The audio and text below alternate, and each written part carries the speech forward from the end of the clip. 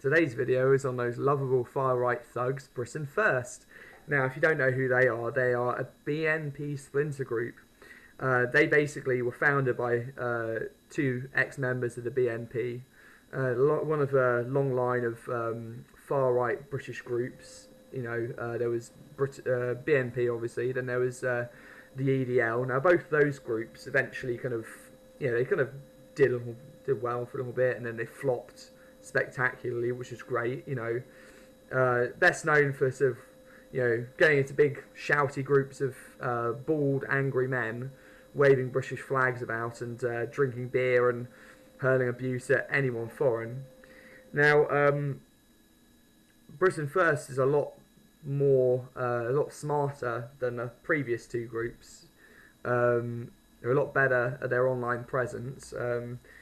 They've actually got 500,000 followers on Facebook, but there's a lot of information that a lot of those likes are bought or they're fake or stuff like that. How they've managed to do this is, I say, they've been very clever with their social media. So when they've been posting, a lot of their posts have been what are known as honey trap images. Now these tend to be stuff like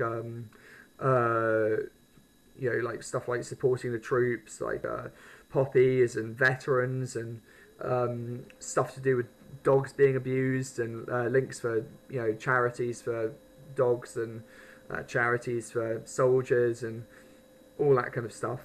So they post a lot of these images, which not many people would disagree with. Sorry, and so anyone who sees them, anyone who kind of likes them or shares them, that pops up into a lot of people's feeds. So people will like the page, think it's to do with these kind of populist images, without realising that they're far right kind of racist group, basically. But they also post a lot of memes that are very anti-Muslim, a lot of very anti-Muslim stories, a lot of anti-Muslim propaganda. I mean, a lot of it's twisted. Some of it, like a story they posted recently about a anti-Muslim cinema, wasn't even true, but didn't stop them posting it, even though it was debunked like months ago before they even posted it, and did a video where they went and interrogated the staff at View Cinema. I think it was in Birmingham, I think. Anyway, I mean, one of the ways to tell they haven't really got as many followers as their page shows is any of these videos that they're well known for doing, where they sort of go to a mosque or something like that and go and try and intimidate people, or when they have a demonstration. They don't seem to be able to get more than 20 or so people to go. Like that's it, like 20 or so of them, 20, maybe 40 in one of them. And they're wearing these uniforms which consist of these green bin liner jackets with their logo, which is a lion and a Union Jack and a crown, and the words "taking our country back." Taking our country back from what exactly? The 5% of the country which is Muslim?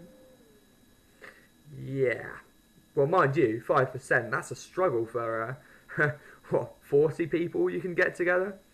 Anyway, I digress. So yeah, they're not, really as popular as they like to make it, they appear anyway, which is a good thing, I guess. But it's still pretty bad. Like, a lot of their posts, they try and get people to donate money to them. Trying to get people to donate money to these charities for animals, or for ex-servicemen, for soldiers, like Help with Heroes, stuff like that. Although there's not any real evidence of that money actually ending up with these charities. I think they just take it, basically. A lot of their merchandise that they try and flog, it's quite overpriced, and a lot of it's got poppies or poppy emblems and stuff like that, but none of that money goes to the Royal British Legion, so scamming money off people again. Yeah, and these mosque invasions they basically seem to only be able to turn up at these mosques when there's nobody there. They kind of, storm in there, all like, oh yeah, we're here to fucking kick ass, They storm in there and they might find a caretaker or an elderly person sort of wandering around and have they'll berate them and they'll try and force a Bible into their hands and a leaflet about Muslim grooming gangs, which is quite funny. They only seem to care about when Muslims groom children. I mean, if you're white, obviously groom as many children as you want, but that's how they seem to roll anyway. But yeah, they seem to turn up at these places when there's hardly anyone there. I wonder if it's only because they can only get maybe a handful of people to actually go out and support them. Maybe they don't want to run into a bunch of young Muslim men and get their asses kicked. Anyway, but yeah, like their page is a joke as well. Like it's so anyone who sort of doesn't agree with what they post or dissenting comments, they get deleted straight away pretty much. So there's only one ideology allowed, which is of their kind of racist supporters. And when you read these comments that they're on their page, it's just shocking, really. It just really shows you what their supporter base is like. You've got hundreds and hundreds of comments calling for Muslims to be thrown out of the country, calling for them to be gassed, calling for them to be exterminated. Yeah, that's fine. Just exterminate a whole group of people. That's totally not extremist. Not not extremist at all.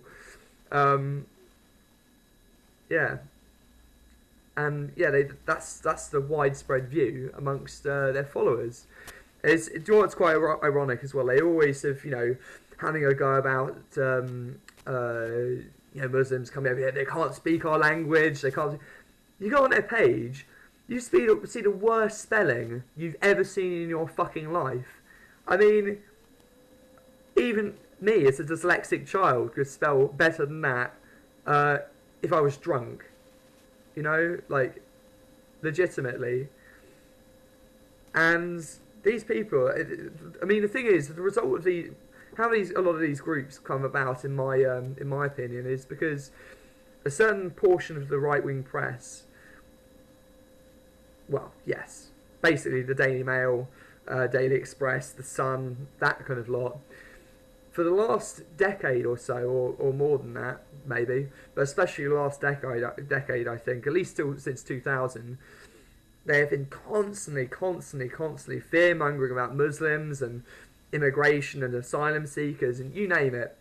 And they've just been, it's just been this drip of these people are a threat, these people are your enemy, they're different from you, they're scary. They'll highlight all these extremists within that kind of,